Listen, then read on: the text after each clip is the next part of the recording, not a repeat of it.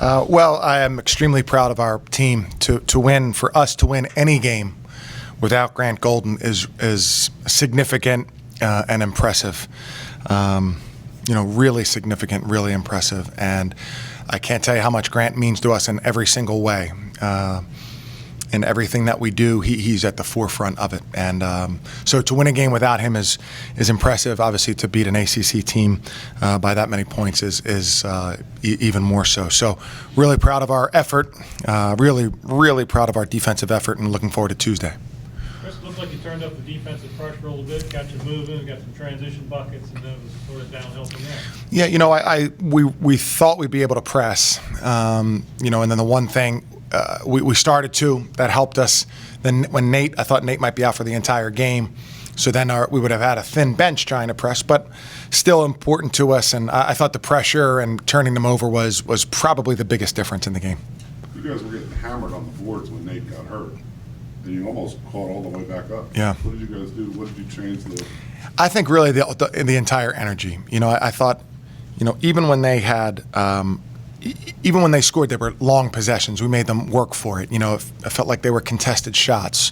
And so I feel like our energy was so good, and that can take something out of you when you have to spend a long time trying to get open on offense. Maybe you're not as inclined to go to the backboard. Tyler Burton, he's going to be a special player. He really gave us a huge lift today, both defensively, had 4 steals, rebounding. He's going to be a special player. When Nathan got hurt, does that account for the energy? Like, did the other guys just rally? I think to a certain extent it does. I think we're already, we know we're going out there without Grant, who means so much to us. And then you have 2 ways to look at it, like hang your head or, hey, we really need to turn this up, pressure more, get out there more. And I think that's the way we went for sure. What does it say about you guys to beat an ACC team by 20 without Grant, essentially without Nick, who made 1 shot? Yeah. And with Nathan obviously hobbled in the second half. Well, I mean, that is significant. Every team's going to have these challenges during the course of the season and the game, and for us to not have Grant is gigantic, and then halfway lose Nate. So it means you have to dig in and dig deep. Obviously we have some great guards, tremendous guards who are difficult to contain and to defend. And then, as we improve on defense, which I think this is a great sign for us, that really means that we can, you can go toe to toe. You can play, and different guys can step up because you're having a defensive presence, because you're getting some easier baskets. It's not just on a couple of guys. Were you surprised they didn't try to exploit you inside more? To a certain extent, I thought that we did handle, when they tried it, I thought we handled it pretty well. I know they posted up Blake. We were a little bit late on our double the one time. But otherwise, I think we made it hard to get the ball in there. A lot of it, you're trying to do your work before they even try to throw it in. You're trying to get your positioning right, and you're battling before they try to throw it in. I thought that part we did really well. Winning 2 games against Power 5 teams this week, you don't get that many opportunities. Yeah. How important is that overall? Well, it's critical, and it's another thing that's more difficult for our league in terms of, we had this week to say, hey, we have, hopefully we had 3 Power 5 teams to play, whereas BC, they might get North Carolina, Duke, Virginia in February when you're a more finished product. Wisconsin's going to have chances against Michigan and Indiana late, and so for our league, it's so. You have to get these games, not easy, and then you have to play well in those games very early, and so that's a really good week for us. Chris, do you have any sense of the availability of Grant and or Nathan as you move into Tuesday? Yeah, I don't. Grant, we made a game time decision, and we'll do the same thing on Tuesday. And Nate, I think we really have to see how it feels tomorrow morning. Could you speak to just going to that environment after playing Park Place at the Center, 2 games, nice crowd here today, Boston College, and you go to Hampton? It's going to be different. Yeah, I think, again, John, I feel like experience will hopefully play a large role in helping us handle that well. I can, when we've had young teams or really young teams, we'll talk about that. Hey, this is what the crowd's going to look like. This is what I think. When you're older, you have, you have more of a confidence in yourself, a presence. You've been there, and so then you're just ready to go out and play, no matter what it is. Is there a simple explanation as to why Richmond's playing at Hampton? It's simply just the end of an agreement? Just a home and home series that we signed up for last year, yeah. Jacob seems to think that the 20-point loss to them last year will help quiet the crowd, or at least inspire them to take the crowd out.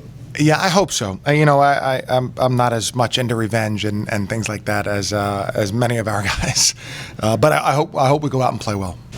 Jacob, how would you describe the difference between the first and the second halves in terms of Spiders' performance? I think we didn't have a lot of energy in the first half. I think we came out a little lackadaisical. I think we had a couple early turnovers, didn't have a great start. Probably just set a tone for the first half. And then we were able to get stops at the beginning of the second half and get out and run, and I think that's when we're at our best.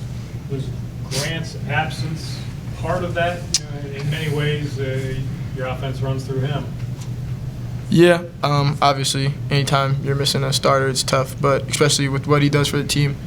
Yeah, like you said, we play through him. Everything goes through Grant. He's our leader.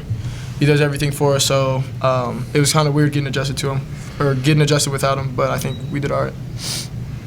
When you guys are on a run like that, I think it was 23-2, went from 30 to 30 to 52 to 32.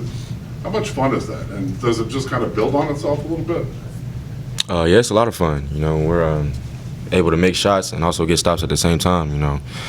That's just momentum for us. So it's a real fun thing.